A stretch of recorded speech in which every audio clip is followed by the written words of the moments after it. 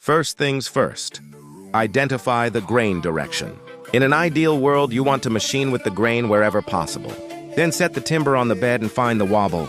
At this stage, I'm not trying to make anything square. I'm simply trying to make the board as stable as possible before it reaches the cutters. This is where I do things a little differently. Most jointer tutorials tell you to find half the wobble, hold it there, and somehow maintain exactly the same pressure and angle all the way through. Basically, use the force. But don't use the force. Use the fence. Now, I'm not using the fence to make the board square. Not yet. I'm using it as a guide. A wall.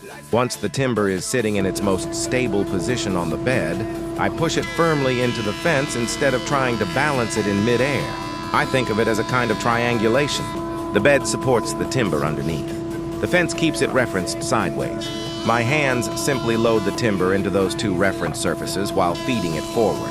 Instead of relying on hope, thought, and guesswork, I'm letting the machine do most of the stabilizing. If I had to put a number on it, I'd say around 85 to 90% of my pressure is going into the fence, with only enough downward pressure to keep the timber in contact with the bed. The important part is not to push down hard enough to flex the board. If you force a bowed board flat, the joiner will machine it while it's bent.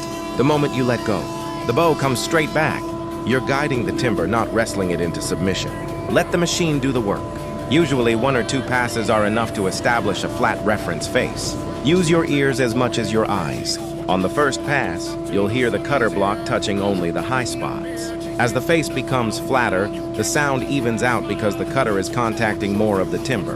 Then put it back on the bed and check it. If the wobble has disappeared and the board sits solidly without rocking, you've got your first reference face. From there, everything else becomes easier, because you've finally got something accurate to reference from. A lot of this game comes down to repetition. After you've jointed thousands of boards, you stop thinking about every movement and simply develop a feel for where the pressure belongs. And remember, none of these rules are completely set in stone. In an ideal world, always machine with the grain.